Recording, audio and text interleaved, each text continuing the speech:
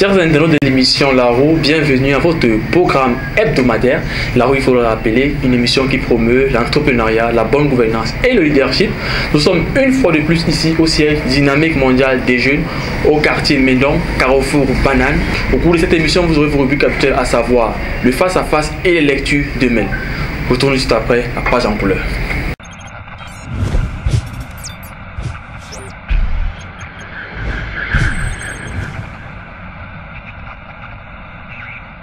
Selon l'article 2, alinéa 1 de la Constitution 18 janvier 1996 au Cameroun, le peuple exerce sa souveraineté à travers le président de la République et les membres du Parlement, en l'occurrence les députés de la nation. Mais sauf que, entre les textes et la pratique, il y a souvent un fossé, dans la mesure où les populations n'ont pas souvent facilement accès aux députés pour pouvoir leur déposer leur doléance. C'est donc la raison pour laquelle des jeunes se sont organisés pour militer pour l'institutionnalisation des permanences parlementaires. Et le porteur, le responsable du comité de ce plaidoyer sur l'institutionnalisation des permanences parlementaires, nous avons décidé de le recevoir aujourd'hui, M. Martial Biacob. Bienvenue, M. Martial Biacob. Merci, M. Mouaga. Martial Biacob, c'est moi. Vous êtes responsable du comité de plaidoyer pour l'institutionnalisation des permanences parlementaires. Avec vous, on a discuté de ces thèmes pendant une quinzaine de minutes. Vous allez davantage nous édifier là-dessus, mais aussi les internautes qui nous suivent, qui nous écoutent. Déjà, pouvez-vous nous dire qu'est-ce qu'une permanence parlementaire? Bon, d'entame, une permanence parlementaire est le lieu où les populations locales ayant donné mandat aux députés de leur représenter à l'Assemblée nationale pourront le retrouver pour pouvoir écouter leurs doléances, le peuple qui leur a donné mandat. Voilà ce que nous mettons dans la consistance d'une permanence parlementaire. Alors, vous menez un plaidoyer pour l'institutionnalisation des permanences parlementaires. D'où est-ce que vous avez venu cette idée et quelles sont vos motivations? Ok. À la réponse à la question d'où est venu le plaidoyer, je dirais simplement que au sortir des ateliers de formation des jeunes à la responsabilité démocratique et à la participation raisonnée aux processus électoraux, nous avons réfléchi, on se posait des questions. Où est-ce qu'on peut rencontrer un député contrairement à ses homologues, mais où on avait accès à eux et on connaît où ils sont situés. On s'est rendu compte que la question n'avait pas de réponse pour la plupart des jeunes à cet atelier. D'où par l'idée de réfléchir, de trouver un moyen de proposer une solution où est-ce qu'on pourra rencontrer un député. Et à savoir la deuxième question, sur les motivations. Maintenant, en termes de motivation, nous dirons simplement que le député étant inaccessible, non seulement pour le rencontrer, il faudrait aller chez lui pour ceux qui connaissent son domicile. Et ce n'était pas toujours la chose la mieux partagée, la mieux facile, parce qu'une fois que vous êtes chez lui, vous êtes je peux dire, vous n'avez pas un profil haut. Ouais. Si vous arrivez chez lui, il vous demande de vous tenir comme ainsi, retirer par exemple les chaussures avant d'entrer, vous devez le faire. Or, dans une permanence parlementaire qui sera un lieu public, une institution, on n'aura pas besoin de ce genre de rapport de force morale. Donc nécessairement le rapport de force sera équilibré lorsqu'il s'agira d'un lieu public. Oui. Et le riverain de sa localité va se sentir un peu plus libre de pouvoir poser ses doléances. Oui, de pouvoir venir rencontrer le député en question. Alors, d'abord, tout en nous rappelant quel est le rôle d'un député, pouvez-vous nous dire d'où est-ce que vont venir les fonds pour le financement de ces permanences parlementaires? Ce d'autant plus qu'on sait que l'Assemblée nationale n'a pas un budget assez conséquent lorsque chaque année on vote la loi des finances. Ok. Le rôle d'un député déjà, c'est de faire voter les lois, surveiller l'action gouvernementale Et quand on parle de voter aussi des lois, ce n'est pas seulement les lois judiciaires, le code pénal et autres, il s'agit aussi de la loi du budget également. Et on sait que si on veut rêver le développement du Cameroun, il serait mieux de s'intéresser aussi, proprement dit, aux lois du budget, la consistance même des lois du budget, où le député a directement le pouvoir d'agir. Et votre deuxième question, d'où vont venir les fonds? Le nom même du plaidoyer, c'est le plaidoyer pour l'institutionnalisation des permanences parlementaires au travers de la conversion des fonds des micro-projets. Chaque année, il y a une somme qu'on remet à chaque député de la nation pour pouvoir financer les micro-projets dans la localité où il a été élu. On s'est rendu compte que si s'il venait à demander aux députés de justifier ces fonds-là, plusieurs iront en prison. C'est pour ça que nous disons que le député, au lieu de jouer non seulement encore le rôle de l'État qu'il est censé surveiller, être jugé parti, parce qu'il a pour rôle de contrôler l'action gouvernementale, devait plutôt prendre ces fonds, mettre sur pied des permanences parlementaires qui pourront créer 5 emplois au profit de la jeunesse. Voilà d'où pourront venir les fonds pour mener à bien, pour concrétiser ce plaidoyer.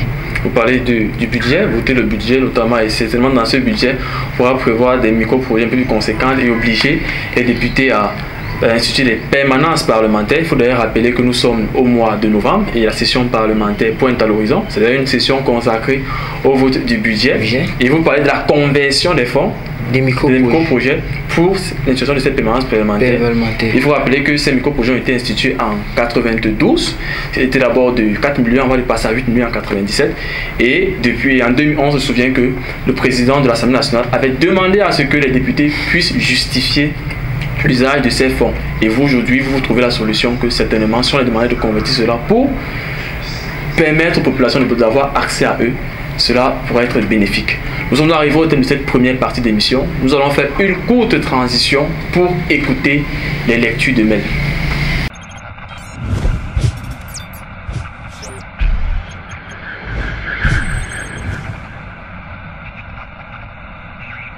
Bonjour chers internautes et bienvenue une fois de plus dans cette nouvelle rubrique de la lecture de mail. Aujourd'hui, nous avons choisi de vous parler sur les permanences parlementaires. En effet, le sujet sur les permanences parlementaires est de plus en plus abordé. Parlant de la faisabilité de la création et mise en place des permanences parlementaires au Cameroun, la distribution, voire la redistribution équitable des richesses au Cameroun n'est pas la mieux partagée par nos dirigeants, y compris nos représentants. Il n'y a qu'à voir les projets valorisés dans certaines parties du pays ne permettent pas ou ne prennent pas en compte la considération des réalités et des localités qui doivent en bénéficier. Plusieurs interrogations peuvent être soulevées quant à la création d'un tel dispositif pour un travail de proximité et dans certaines ressources financières pour soutenir ces permanences parlementaires-là. Une simple analyse nous permet de voir ou de montrer que la création parlementaire est juste une affaire de cohérence, de discours, de volonté politique et d'intégrité. En effet, notre pays compte 180 députés et chaque année, tout député reçoit la somme de 8 millions de francs CFA pour des micro-projets dans la localité. En 5 ans, ils reçoivent un montant cumulé de 40 millions de francs CFA. Selon le ministre du Travail et de la Sécurité sociale, un Camerounais peut vivre avec une somme de 36 270 francs CFA par mois. Supposons qu'un député emploie 5 jeunes dans sa permanence parlementaire. L'Assemblée nationale aura ainsi créé 900 emplois directs au profit de nombreux jeunes en situation de chômage. Alors, comment rémunérer donc ces jeunes-là? avec une somme perçue par chaque député qui est de 8 millions de francs CFA destinés au microprojet qui n'aide pas efficacement et durablement les populations. L'on pourra donc payer un salaire mensuel aux jeunes qui assurent chaque permanence parlementaire. Nous aurons donc 8 millions de francs CFA répartis qui pourra donner 133 000 francs CFA en divisant par le nombre de jeunes au Cameroun. À supposer donc que le député employeur verse la somme de 100 000 francs CFA par mois de salaire brut à chaque jeune ou avec des prises en compte de leur location sociale, allocation familiale et des impôts différentes, nous aurons donc 133 000 francs CFA moins 100 000 qui constitue donc ainsi le coût mensuel pour le loyer dans un bureau moderne avec une salle de réunion et prise en charge des coûts fixes, c'est-à-dire loyer, électricité, eau, téléphone. En conclusion, en convertissant les fonds de micro-projets parlementaires en fonds d'appui de l'institutionnalisation des permanences parlementaires, l'Assemblée nationale va créer 900 emplois pour les jeunes. Les jeunes qui y travailleront se familiariseront rapidement aux pratiques parlementaires. Leur culture politique va accroître et la relève politique sera pour ainsi dire assurée. Sur ce, je vous dis merci et je vous donne rendez-vous pour la prochaine émission de la lecture de mail. Bonne soirée.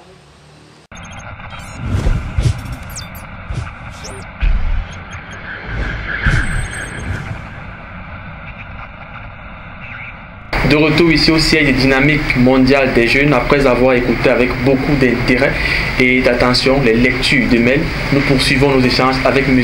Martial Bakop, qui est le responsable du comité pour le plaidoyer pour l'institutionnalisation des permanences parlementaires. Alors, en début d'émission ou en première partie, vous nous avez parlé de qu'est-ce qu'une permanence parlementaire, du rôle d'un député, de comment est-ce que vous allez trouver les financements. Maintenant, j'aimerais savoir quels sont les avantages pour les jeunes si aujourd'hui on décide d'instituer des permanences parlementaires?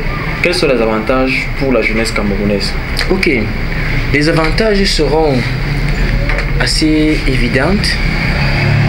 Pour la conversion des fonds des micro-projets, nous voulons assurer que cela puisse créer 5 emplois par permanence parlementaire.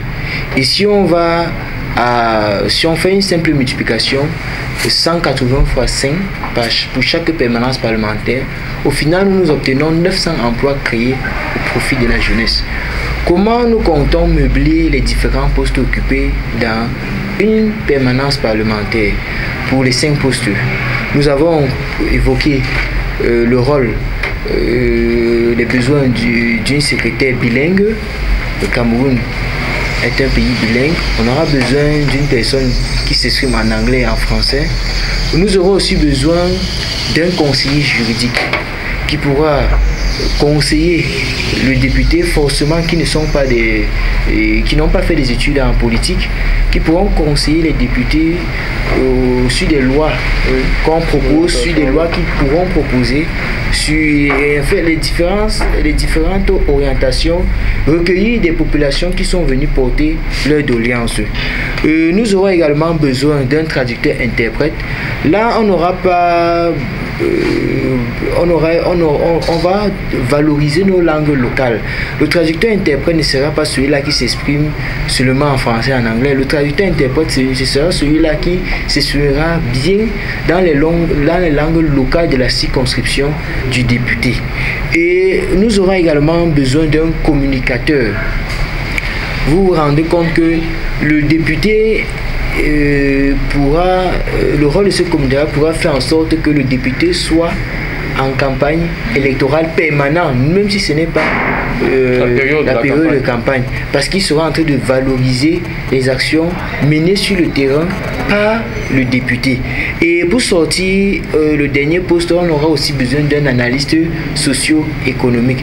Vous savez, c'est facile de venir aussi dire nous voulons telle route, mais à l'analyste socio-politique de voir quelle peut-être la route à boutumer si les populations données ont cité plusieurs routes dans la localité qui aura plus d'impact sur l'économie locale et qui aidera le plus les populations pour son développement. Ça sera le rôle de l'analyste socio-économique, si on peut dire. Vous avez parlé de la création de 900 emplois pour la jeunesse camerounaise, qui est déjà un avantage qui permettra certainement de lutter de manière directe contre le chômage et de manière indirecte qui permettra de faire la promotion du développement du capital humain, parce que cet renforcement va permettre aux familles de pouvoir payer les études, pouvoir payer des frais médicaux. Mais c'est vrai que votre plaidoyer il est récent, mais j'aimerais savoir, est-ce que vous avez dénombré le nombre de permanences parlementaires que l'on a sur l'ensemble du triangle national? Très belle question, mais jusqu'à présent, nous ne pouvons pas dénombrer avec exactitude le nombre de permanences parlementaires déjà ouvertes sur le territoire national. Et à cet effet, nous menons des actions pour entrer en contact avec les députés, pour pouvoir les interroger directement sur cette question de création ou pas par eux-mêmes des permanences parlementaires dans leur localité ou dans leur circonscription électorale. Donc voilà ce que nous sommes en train de faire pour pouvoir sortir, regrouper, pour pouvoir sortir, je dirais, un répertoire bien fourni du recensement des permanences parlementaires. Alors, puisque ce plaidoyer est d'abord pour la jeunesse camerounaise, c'est au profit de la jeunesse camerounaise, et certainement il y a des jeunes qui nous écoutent, qui aimeraient certainement s'impliquer dans ce plaidoyer. Comment est-ce que les jeunes peuvent s'impliquer dans la sensibilisation des députés pour l'institutionnalisation des permanences parlementaires? Nous dirions simplement que si vous êtes jeune, vous vous intéressez à ce plaidoyer, il serait mieux de vous rapprocher de nous ou bien avec les jeunes qui sont impliqués dans cette campagne pour la mise sur pied, voire même la création des permanences parlementaires, de nous transmettre les informations au travers des numéros qui vont s'afficher sous l'écran pour que nous puissions mener à bien comptabiliser ces permanences parlementaires ou bien également de venir, comme peut-être vous l'avez vu sur les réseaux sociaux, nous entrons en contact avec eux et nous leur fournissons des outils audiovisuels pour pouvoir faire la publicité de ce plaidoyer sur leur compte, sur leur compte personnel sur les réseaux sociaux. Est-ce qu'il y a des comptes Facebook ou des pages Facebook à travers lesquelles peuvent facilement vous contacter? Oui, à Dynamique Mondiale des Jeunes a une page Facebook. Je crois également un compte Twitter sur lesquels si vous nous écrivez, nous vous répondrons. Dans ce sens pour mener une campagne de plaidoyer ou bien dans un autre sens parce que aussi nous accompagnons les jeunes sur tous les plans, surtout l'insertion socio-professionnelle et un engagement citoyen des jeunes. Donc sur tous ces points-là, ils peuvent nous contacter également pour que nous nous rapprochions d'eux pour vouloir voir comment résoudre leurs préoccupations. Nous sommes donc arrivés au thème de cette émission. Nous vous disons merci d'avoir accepté notre invitation. C'est moi qui vous remercie également. Et nous espérons que vous serez les nôtres la prochaine fois. La roue va également s'impliquer dans ce projet de sensibilisation ou dans ce plaidoyer de sensibilisation des députés sur l'institutionnalisation des permanences parlementaires à travers la conversion des fonds des micro-projets. Nous sommes donc arrivés au thème de cette émission, comme je disais tantôt, qui a bénéficié de la supervision de M. Théophile Zele Kamga.